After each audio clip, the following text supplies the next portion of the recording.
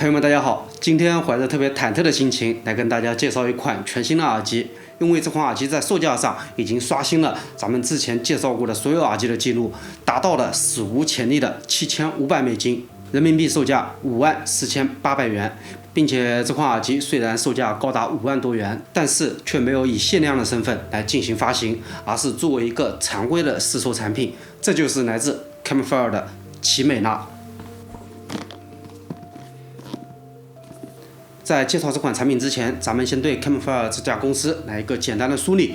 说起 Camfire 这个品牌，可能会有很多烧友脑海当中浮现出一系列经典的产品，比如说像仙女座、太阳神，再到后来的大猪，也就是阿特拉斯、黑星、星石，以及前年的爆款产品克拉泰等等。但是在这么多的经典产品之前， Camfire 的起源并不是以生产和设计耳机为第一目标的，而是制作线材。在 Camfire 之前，公司的名称叫做 ALO。在20年前，因为没有播放器，所以会有很多朋友选择 iPod 去连接耳放来进行一个组合搭配。那这个时候 iPod 与耳放之间的这个连接线就成为了重中之重。注意，这里不是简简单单的3.5对3.5，而是使用了 iPod 的 Dock 功能来进行一个线路输出，也就是 Audio Line Out。当我们取 Audio Line Out 的首位字母的时候，您会发现那就是 ALO 了，而这也正是 ALO 的起源。除了 iPod 与耳放之间的连接线以外， ALO 还生产一系列的耳机线以及耳放，这其中有很多经典的产品，比如说像 Gold 16、SXC24 等等线材，以及水声耳放，比如说像 CDM 等等。所以我们可以说 ALO 这家公司的历史伴随着整个水声 HiFi 的兴起与成长。而随着水声播放器的发展与兴起，之前的产品线毫无疑问已经不能够适应新时代的潮流，所以 ALO 成立了新的公司，而这就是 Camfire 了。主营业务就是入耳式耳机产品线，当然这其中也有头戴以及正无线耳机。两家公司 ALO 与 Camfire 的设计师全部都是 Ken。从我与 Ken 先生交流的一个情况来看，我可以感受到 Ken 具有天马行空的创意以及想法，这可能与他本人是一名画家有着直接的关系。而天马行空的创意，我们也可以从 Camfire 的产品当中感知一二。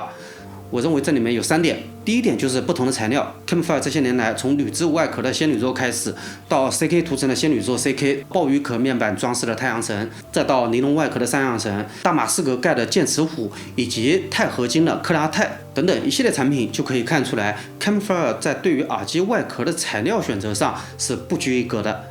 第二点的话，我认为就是颜色。这些年来前前后后出过透明的、金的、绿的、红的、蓝的等等很多颜色。如果说您之前接触过 Camfire 的产品的话，您就会发现 Camfire 在颜色的使用上非常的大胆，也非常的有创造力。而第3点就是 Camfire 对于不同单元的使用。Camfire 不会只生产同一种音色的耳机，而是多种音色齐头并进。平板的话，这其中有星石、红月、探月者，然后动铁线的话有鹰旋、仙女座10周年。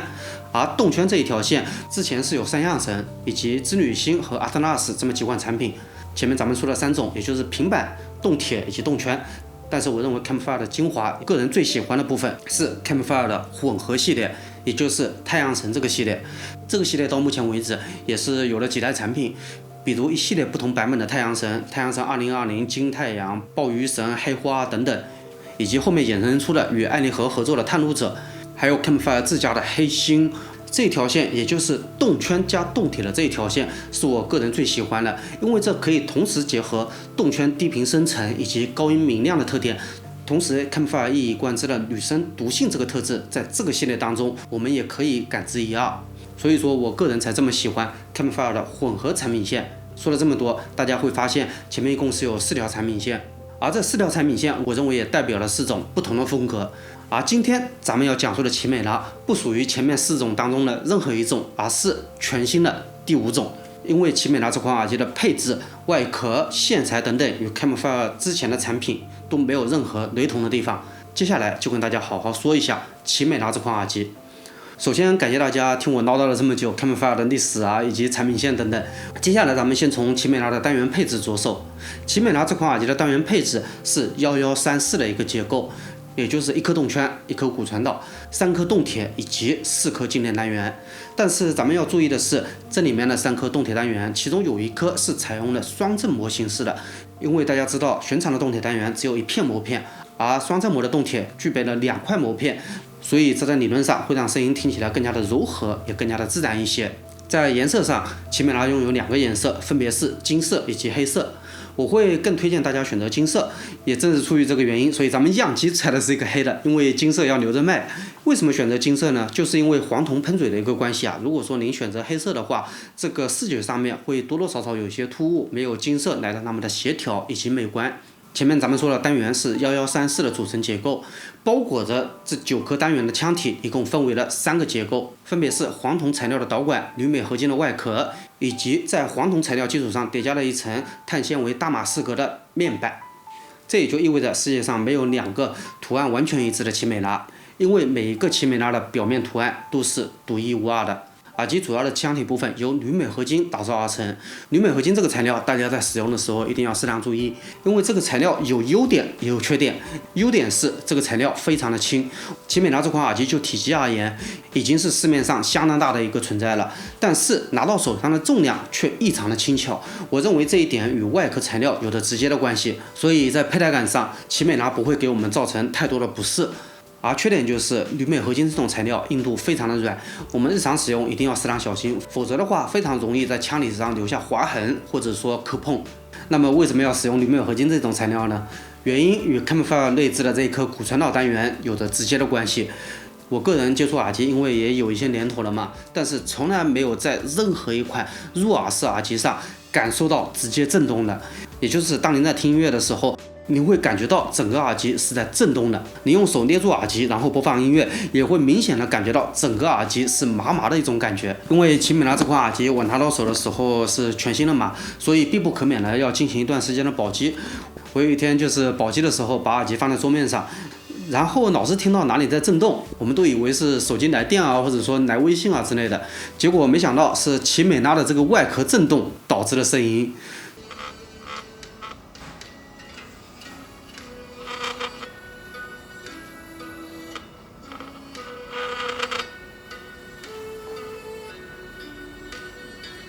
这款耳机的骨传导系统是目前所有具备骨传导单元的耳机当中最为猛烈、能量感也最强的一个。那传递这种优异的骨传导特性，自然对外壳提出了一些严苛的要求。如果说 Camfire 使用寻常的不锈钢或者说树脂之类的材料来生产的话，那么这个骨传导的特性，我认为就不会发挥的这么的淋漓尽致。也正是出于这个原因，为了把骨传导单元尽可能最高效的利用起来，所以 Camfire 在奇美拉这款耳机上使用了铝镁合金来作为耳机的材料。而在耳机的线材方面，奇美拉这一次与主流进行了一个接轨，继之前的仙女座10周年采用了 2 pin， 也就是 0.78 的插针之后，奇美拉也使用了 2 pin 的这个插座。这一点我相信对于手头有超级线耳机的玩家而言是一个好消息，因为大概率您手头的旗舰升级线也是 2 pin 的一个插针，在兼容性方面不存在任何的问题。因为大家知道 Camfire 之前的耳机都是采用了 MMCX 嘛，而且一用就是10年，没想到在最近的新品上也在陆续使用 0.78 这个插针形式了。这一点与 Final 有一些不谋而合，因为 Final 的新品也在陆续的采用2针的这种形式，比如 S5000、S6000 等等都改用了 0.78 了。我相信啊，这与 0.78 母座的工艺改进与升级有着直接的关系。因为以前的 0.78 母座，大家如果经常看咱们节目的话，我对于 2 pin 这个接口是有那么一点点微词的，因为这种接口形式在插拔多次之后会出现松动的问题。而随着工艺的进步，目前 2 pin 这种接口的松紧程度，我认为已经达到了我心目当中理想的那个标准。因为最近1年以来，咱们开箱了这么多具备 2 pin 母座的耳机，就松紧程度来说，大家做的都还不错，极有可能在未来 MMCX 会逐渐退出历史的舞台。这一点对于咱们烧友来说，其实是一个好消息，因为插针的形式越少，可玩性就越高，兼容性也就越强。这一点与头戴耳机是完全相反的2个局面。头戴式耳机的接口，之前我做过统计，已经有大约10种左右的一个接口形式了，而耳塞方面就没有这么复杂，要相对简单很多。耳机连接的接口是 2 pin， 而连接播放器端的接口是 4.4。这次奇美拉的原线与以往的线材也有所不同，因为这一次奇美拉用的线是 AL 所生产的，也就是咱们一开始说的 Campfire 之前的专门做线的品牌 ALO。这款线材有一个单独的名称，叫做 Valence。线材是6芯的一个结构，其中4股是铜材料，另外2股是50%的铜与50%的铜镀银材料所混合而成的。线材的 AWG 是18，所以这也让 Valence 这条线材看起来非常的粗壮。不过柔软度方面做的还不错。前面咱们聊了奇美拉的单元、外壳、线材等等，接下来咱们就来聊一下奇美拉的音质表现。首先，奇美拉作为一款5万多人民币售价的耳机，再结合9个发声单元的声学配置，我认为在素质上已经不存在任何压力了，更多的是奇美拉对音乐的诠释与理解。首先，第一点就是奇美拉的低音，正如咱们刚刚所说的，奇美拉的低频会给到人一种震动感。这种震动感往往是由低音部分所发出的，所以说奇美拉的低音与以往所有的耳机都存在一些区别。这颗骨传导单元再结合玻璃动圈，让奇美拉的低音第一次有了充足的现场感，并且弹性十足。那说到这里，可能有朋友要担心，会不会像三相神那样，低音实在是有一些过亮了？我的答案是绝对不会，奇美拉的低音绝对没有三相神做的那么的过分，反而是在拥有了一定亮感的同时，又保证了这个低音表现的清新度了。低音亮感十足，下浅又深，但是同时又有着清新的质感。这一段听起来似乎有一点前后矛盾，对吧？但事实就是如此，也正是这么多不同特质所结合而成，所以才让奇美拉的低音与其他耳机都有所区别。第二点是不同旋长的声场构建方式。我们知道市面上有很多耳机主打的是皇帝位的声场表现，也就是音乐厅当中所谓最好的那个位置。但是奇美拉的声场表现，我认为更接近于指挥位。您会感觉到周围的乐器与您是没有什么距离感的，有一种伸手就可以触摸到的实体感，但是又不会过分的接近。当您在聆听奇美拉的过程当中，您明显可以感觉到整个声场的空间表现无与伦比，但是乐手、歌手等等，您又可以清晰且直接的看到他们。奇美拉的声场就是这么的神奇，奇美拉不会给到您任何压迫或者说拘束的感受。而第三点是奇美拉的全息感，这一点其实不太好理解，但是在您听奇美拉听了一段时间之后，再听回其他的耳机，立马就可以感觉到全息感这个词所代表的含义。这里我打一个可能不太恰当的比方，就是屏幕前的您可能接触过 VR 设备 ，VR 设备里面的不同元素，比如人物啊、风景啊等等，全部都是以一种立体化、三维化的方式呈现给您的。